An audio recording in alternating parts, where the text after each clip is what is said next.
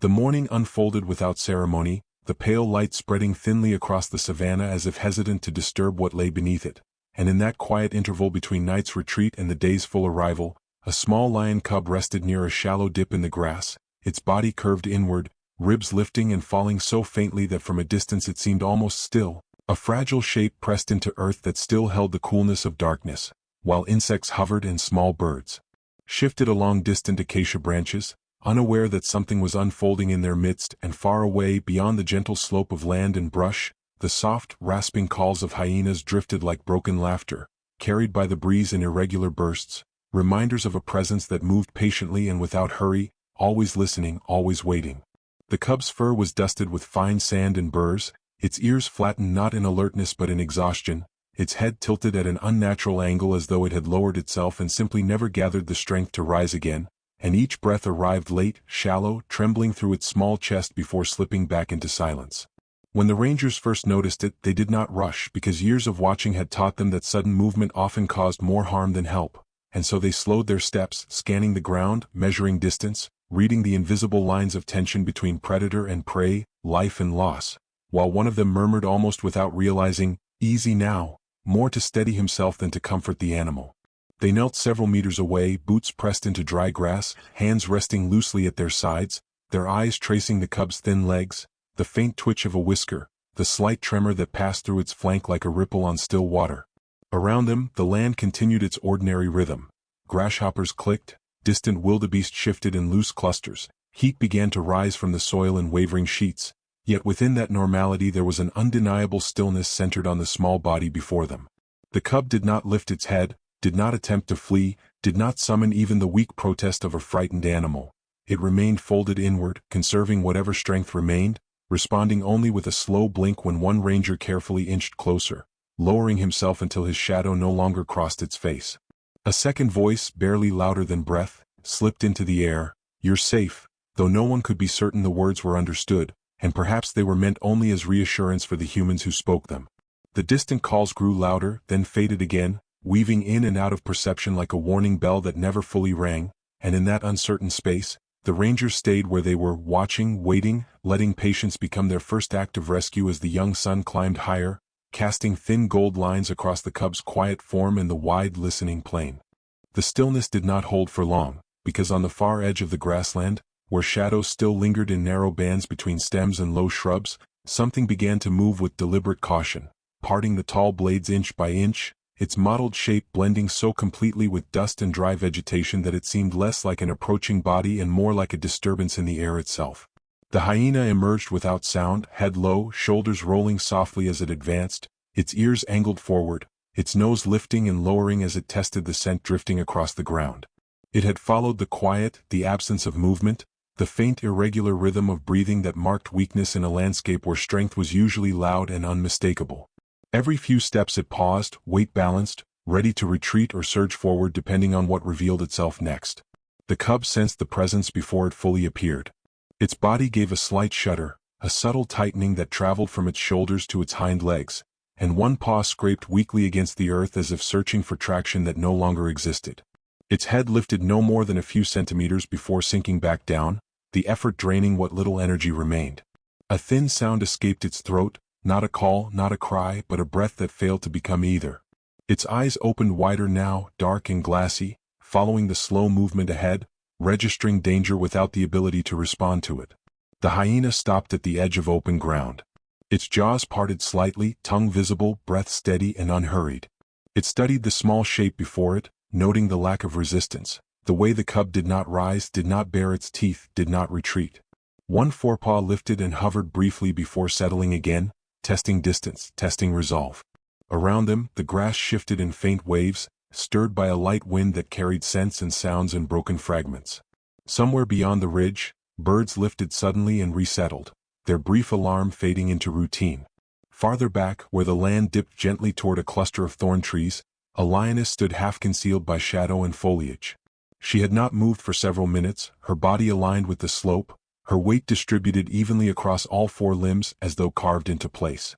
Only her tail betrayed her tension, drawing slow, rigid arcs through the dust. Her gaze never left the scene unfolding below. Every muscle along her shoulders and spine tightened in subtle waves, instinct urging her forward even as caution held her still. Distance, fatigue, and uncertainty formed invisible barriers she could not immediately cross. The hyena advanced another step. The cub tried once more to shift its position, pushing weakly with its hind legs, managing only to turn its body slightly, exposing its flank. One ranger, watching through binoculars from a distant ridge, whispered almost involuntarily, "Hold on," the words dissolving into the open air. The lioness lowered her head now, her ears flattening, breath deepening as fear and resolve collided within her still form. Above them, the sun climbed higher, brightening every blade of grass, illuminating the fragile space between predator, prey, and protector, where everything depended on what would happen next. The distance between stillness and action closed almost imperceptibly, marked first by a subtle shift in the lioness's weight, then by the quiet release of breath through her nostrils as she began to move, her steps slow and measured, each paw placed with deliberate care so that no sound betrayed her approach, her body lowering slightly as she crossed the open stretch of grass, sunlight catching along the curve of her back and shoulders, revealing the tension held there like coiled wire. The hyena noticed her only when she was already close enough for her presence to alter the air itself, her scent drifting forward in a steady, unmistakable line, and it paused, head lifting, ears swiveling, posture adjusting from casual advance to guarded attention. The cub, sensing the familiar rhythm of its mother's movement, shifted weakly again, managing to raise its head just enough for its eyes to follow her, its breathing quickening in shallow, uneven patterns. Without hesitation, the lioness placed herself between her cub and the approaching predator, her body forming a living barrier, broad and immovable, her tail held low and stiff, her muscles visibly tightening beneath her fur. She did not roar. There was no sudden display, no explosive warning meant to scatter and intimidate. Instead, a low sound vibrated from deep within her chest, steady and restrained, more felt than heard, a continuous thread of warning that carried weight because of what it promised rather than what it revealed. The sound traveled across the short distance between them and settled around the hyena like an invisible boundary. The hyena halted completely now. Its head tilted slightly, one ear angling forward, the other rotating back, gathering information from every direction. Its jaws closed. Its stance widened just enough to allow for quick retreat if needed. It understood the language of this moment, the difference between vulnerability and defended ground, between opportunity and consequence. It shifted its weight once, testing the lioness's resolve, then froze again, eyes fixed on her unblinking stare. Behind the barrier of her body, the cub remained pressed to the earth, its breathing still shallow but steadier now, its small chest rising and falling in fragile rhythm. One of its paws brushed faintly against its mother's hind leg, a minimal contact that nevertheless seemed to anchor it, and she responded with a barely perceptible lean backward, maintaining contact without breaking her stance. From a distant ridge, the rangers watched in silence, binoculars held steady, their movements reduced to the smallest necessary adjustments. One of them whispered, almost without sound, "Good girl," not as praise, but as recognition of what was unfolding before them. No one moved to intervene. Experience had taught them that moments like this were shaped by patience, by restraint, by allowing instinct and bond to speak in their own language. The wind threaded gently through the grass, carrying dust and pollen and distant calls, while the sun continued its slow ascent, illuminating the narrow space where devotion stood firm against hunger. After several long seconds, the hyena took a step backward, then another, its retreat unhurried but unmistakable, dissolving gradually into the tall grass from which it had emerged. The lioness did not pursue. She remained where she was, guarding, breathing, listening, her body still forming a shelter of flesh and resolve around her fragile cub as the savanna resumed its quiet, watchful rhythm. The space left behind by the retreating hyena did not immediately feel empty. It lingered like a held breath, filled with invisible threads of uncertainty and vigilance, as though the land itself had not yet decided whether danger had truly passed. The lioness remained motionless, her body still aligned toward the tall grass, her eyes fixed on the place where the mottled shape had disappeared. Only the slow expansion and release of her ribcage revealed that time was continuing to move forward. Dust settled gradually around her paws, disturbed moments earlier by tension and shifting weight, now returning to the ground in soft, almost imperceptible layers. Behind her, the cub lay quietly for several seconds more, its small form pressed into the earth, its breathing uneven but persistent. Then, in a movement so slight it might have been missed by anyone not watching closely, its neck tightened, muscles gathering in fragile coordination. Its head lifted a fraction, wavered, dipped, and then rose again higher, this time trembling under the effort. The motion was unsteady, imperfect, driven not by confidence but by instinct and necessity. Its eyes blinked slowly, adjusting to the light, following the line of its mother's back as if tracing a familiar shape for reassurance. The lioness sensed the change before she saw it. A subtle shift passed through her posture, her shoulders lowering just enough to soften her silhouette, her tail relaxing into a slower, looser rhythm. She did not turn around. She did not break her protective line. Instead, she held her ground while allowing space for the small movement behind her to continue. The low vibration in her chest faded into silence, replaced by steady, controlled breathing that carried calm rather than warning. At the edge of the grass, the hyena paused once more. Its head emerged briefly between swaying stems, eyes reflecting light as it reassessed the scene. What it saw now was different. The cub, though weak, was no longer entirely still. Its head remained raised, its gaze alert, its presence subtly altered by that simple act of resistance. The lioness had not shifted, had not yielded, had not displayed uncertainty. Together, they formed an image of resolve that unsettled the balance the hyena had been weighing. After a few seconds, it withdrew fully, melting back into the layered textures of grass and shadow. A hush settled across the savanna. Insects resumed their quiet clicking. A distant bird released a low call and fell silent again. Warm air drifted slowly over the open ground, carrying the scent of dust and dry leaves. The cub held its head up for several breaths longer, each rise and fall of its chest visible now, small but determined. Its ears twitched faintly, responding to distant sounds, grounding itself once more in the living world around it. From afar, one ranger lowered his binoculars slightly and murmured, "That's it," more to himself than to anyone else. No one moved closer. No one spoke again. They understood that this pause, fragile and incomplete, belonged to the animals alone.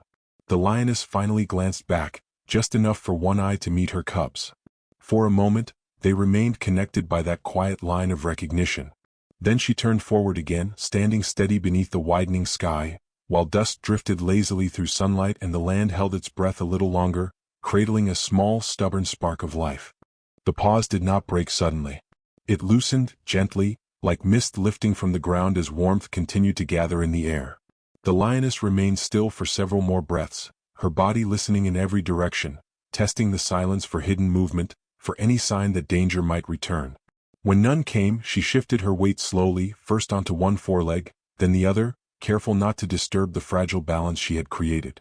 Her head lowered slightly and she glanced back again, this time more fully, her gaze settling on the small lifted face behind her. The cub responded with a faint movement of its muzzle and a soft, uneven breath. Its head wavered, then steadied as though gathering courage from her presence. The lioness took one step forward, then paused. She waited. When the cub did not follow, she returned halfway, brushing her flank gently against its side, offering contact rather than command. The touch was light, deliberate, grounding. After a moment, the cub shifted its forepaws, scraping weakly at the soil, and managed to pull its body a short distance forward. They moved like this, slowly and imperfectly, progress measured in small efforts and quiet adjustments. The lioness walked only a few steps at a time, stopping often to look back, to lower her head, to breathe reassurance into the space between them.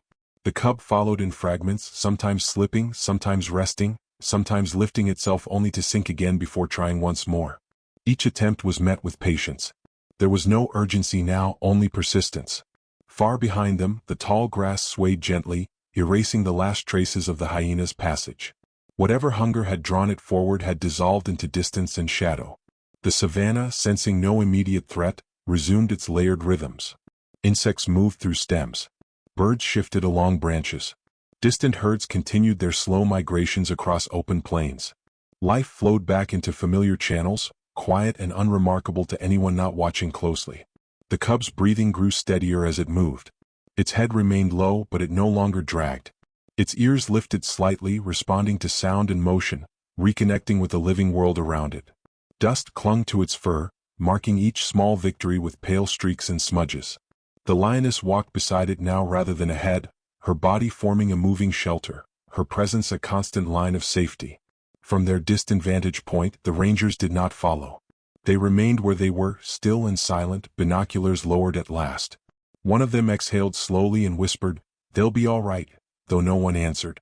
They understood that their role had ended before it had truly begun. What mattered had unfolded without their hands. As the pair moved toward a shallow rise where grass thickened and shade gathered, the sun began its gradual descent toward afternoon. Light softened. Colors deepened. Long shadows stretched across the land. The lioness and her cub disappeared gradually into taller growth, their forms breaking apart into moving fragments of gold and brown. In the distance, wind passed through grass like a low, steady breath. Somewhere beyond sight, a herd shifted, hooves brushing earth in muted rhythm. And on the open plain, where danger had once gathered, only dust remained, drifting quietly beneath a wide, patient sky.